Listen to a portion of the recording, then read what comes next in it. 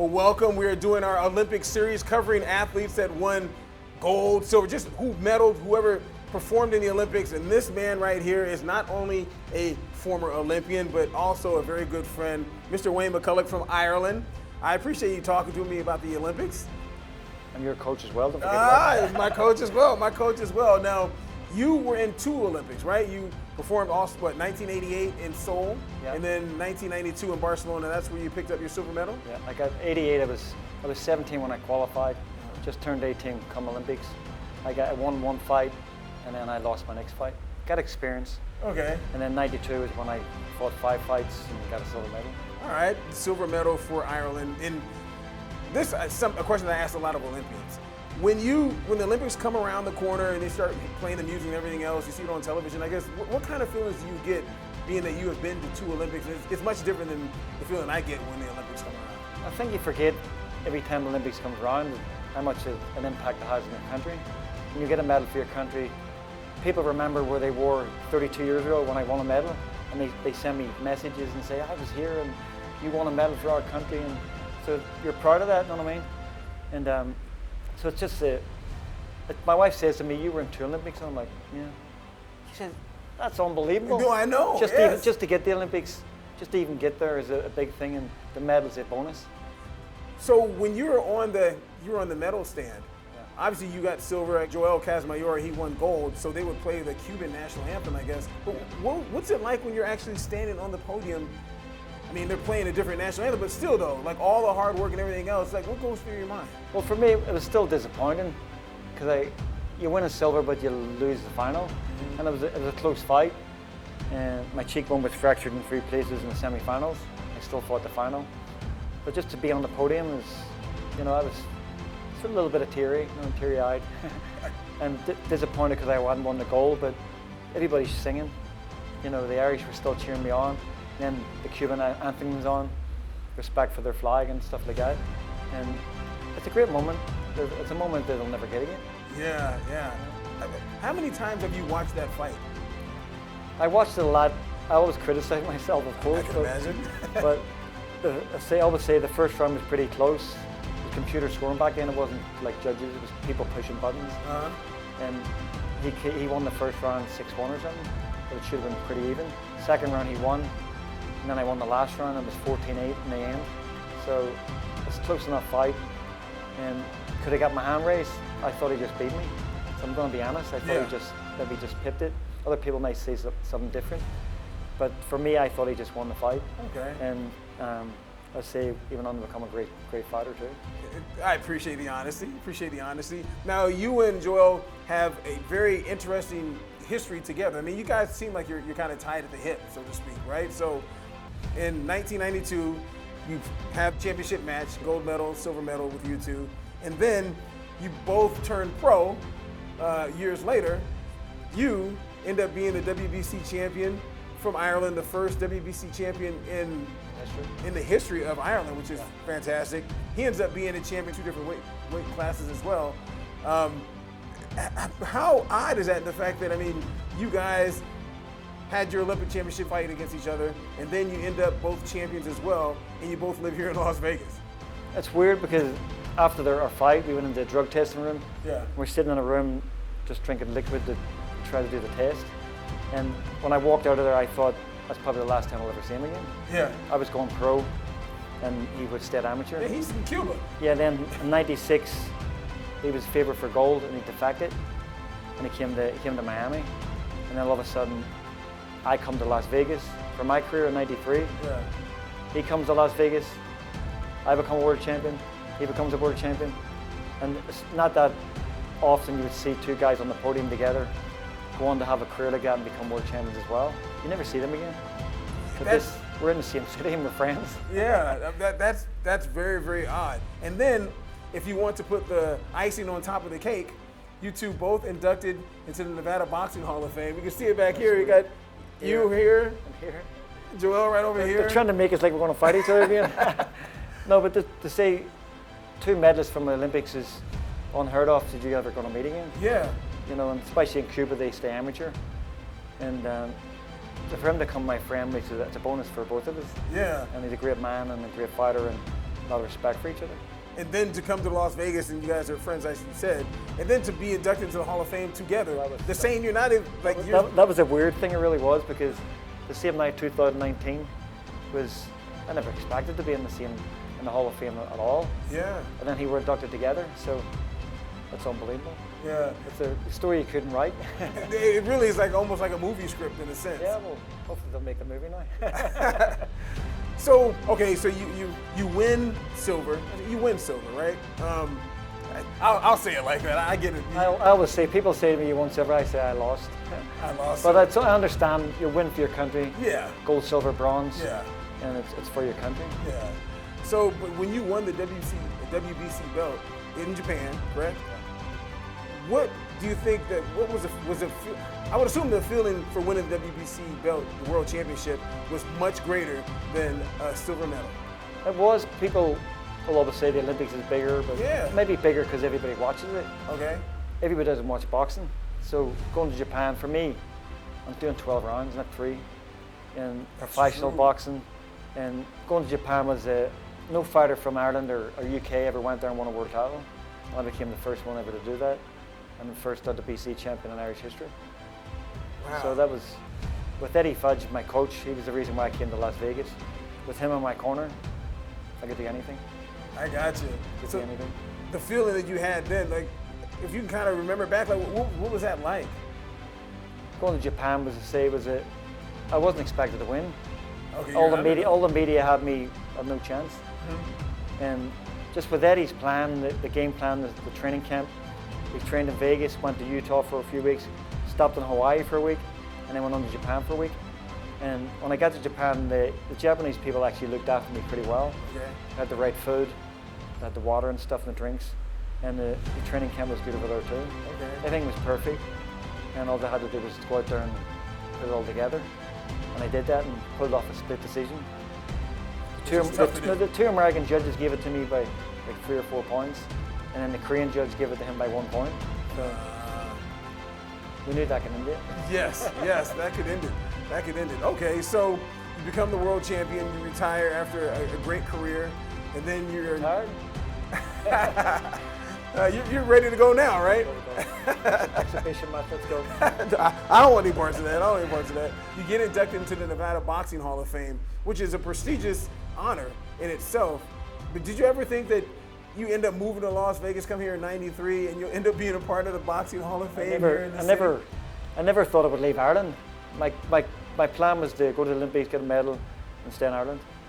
And I loved it. You know what I mean? I just thought I'm going to stay here, have my pro career here. But it all changed within a few weeks, a few months. And all of a sudden, oh, you're going to Las Vegas. Your coach is here, Eddie Fudge, and I'm like, he's going to train me. And Eddie Fudge, anybody that knows boxing, he's probably the best coach that ever lived, top 3. Mm-hmm. And trained like Joe Frazier, Norton, guys like that who beat Muhammad Ali. Yeah. Ali then beat Demons. But to have him in your corner, and what he taught me to be a coach as well myself is priceless. Yeah. And it's all down to him. I became a world champion. And it's all down to him now I'm a coach. Well, I mean, obviously what he taught you was fantastic, and he was a great coach. And as you said, for you to be a coach, I mean, I became a Masters champion because of you. But it's not about me. It's not about me. It's about you for sure. So when you were inducted into the Hall of Fame, and Joel was inducted at the same time, I guess what were your thoughts on the fact that you guys actually went in at the same time? Like, did you see him like, oh my goodness, what are you? Yeah, they announced it like a few weeks before. Yeah. And when it was announced, I was like, it was weird, but a good thing. Yeah. I think it was good to have both at the same time. And 2 Olympic gold and silver on the banner together. Yeah. And 2 world champions. So it was unbelievable. Yeah. And I was happy for him and me.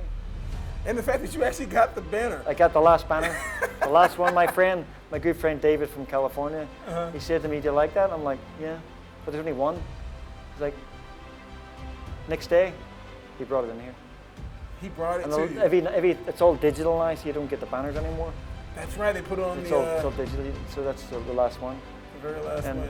I'll get it signed with some of the guys if I meet them. Okay. You had the distinct pleasure of carrying the Olympic torch. Like carrying the Olympic torch. That's. But also, you forgot this. In '88, I carried the flag into the opening ceremony. One Yes. person out of the whole country every 4 years gets to carry the flag of the country, and I walked into the big stadium in Seoul, Korea as an 18-year-old. Yeah. And was carrying the flag on the way in. And then in 2012, the London Olympics, they're going around Scotland, Wales, England, Ireland, and Northern Ireland. And the torch was doing the torch relay, and I got to carry the torch up my old neighbourhood, which is a real bad neighbourhood, Yeah. the Shankill Road. And I carried the torch up that road to give it a bit of, make it a better place, you know what I mean? And I got to keep the torch. That is amazing. That's amazing. I've seen the torch. We'll be showing the torch, but what was that experience like? Well, I say my neighbourhood I run through, you run with it up high, it's lit, and everybody was out instead of road clapping you, cheering you on. And I'd say my neighbourhood, not a great neighbourhood, but it brought a bit of, it's a good neighbourhood, and people just yelling, screaming, and supporting you, and it was an honour to do that, really was. Yeah. And I don't think I'll ever go through Ireland ever again, so that was unbelievable. That's amazing. How do they ask you? How does that even come about? Hey, Wayne, would you hold the torch, the Olympic torch, please? Well, it's a relay that they do around the country. Yeah. The torch is supposed to stay lit all the time. So they do it around the whole of England, Scotland, Wales, Northern Ireland, Ireland. And Michael Cruth, who won the gold medal when I won the silver, we actually did it at the border of Northern Ireland and Ireland that morning. I just ran at the border about 10 feet, lit his torch, and then he ran down south. And then later on that night I went to my old neighbourhood and ran about a half a mile through the neighbourhood. He went to Dublin and ran through his neighbourhood. So there was a whole story there as well. And I'll never do that again, as I say, and it was just an amazing feeling too. Yes, Brought back the Olympics again, and that was 20 years after the Olympics. So it was 20 years after you'd won your silver medal. And now we're 32 years after. I guess that's true, yeah. 2012 was the torch relay, and I went 2024. Okay. So getting old. No, yeah. You don't look old at all. You don't look old at all. And, you mentioned it, but carrying the flag, walking into Seoul, the stadium in Seoul, Korea, I remember just the sight of what that looked like, that stadium, just massive. I would think just rows and rows of people looking up. What do you remember about walking in carrying the flag? Well, if you look up my name, carrying the Irish flag in Seoul, it'll come up, my picture will come up. Little boy. I was a little boy, I really was. I was just turned 18. I weighed 105 pounds. That was making weight easily. Man. I was about this size, I'm not big now, but I was about this size to what I am today. And I say my next Olympics 4 years later, I was up to 119. And I grew like 3 inches as well. So, but I was the youngest member of the team at that point, and they asked me to carry the flag, and I'm like, okay. It's only one person every 4 years gets to do it. One person every 4 years. Do you remember what it was like? Do you remember how loud it was, or just any of the music, or any of that kind of stuff? Well, when you walk in there, it's just blinding with the noise and other teams are already in front of you. They're on the field, and you just walk around the track and then back in onto the field. And I was probably too young to take it all in. Yeah. But I remember people taking pictures outside beforehand with a flag and stuff, and then pictures are everywhere today. So the experience it's priceless as well. Yes. Yes. It's a great feeling to do that. Then next Olympics I get a medal, then I get to carry the Olympic torch as well. So it's three different things. You're an American citizen. You live here in the United States, but you have two countries to cheer for now? Well, when it comes to boxing, yeah. An Irish guy, an Irish woman might fight an American woman or guy. So that might happen. But the rest of the sports, maybe don't think we'll have anybody capable of winning any medals there. But I say, I'll support Ireland, of course. Yeah. But I'm USA all the way. I've watched the whole trials. I loved it. Yeah. And it's going to be some great races out there. You find yourself watching the Olympics all the time on television? Yeah, and the swimming, I watched the whole trials. I watched the last few months. I watched the swimming. The girl, Shakira Richardson, she's brilliant. I love her sprinting. Yes, yeah. And it's going to be an amazing, I love the track and field. I love the swimming, and of course the boxing. Okay. So I'm going to watch it all. With that being said, did you attend any of the other events when you were in the Olympics? Like, did you go into to go watch the track and field and all that kind of stuff? I have the all-access pass.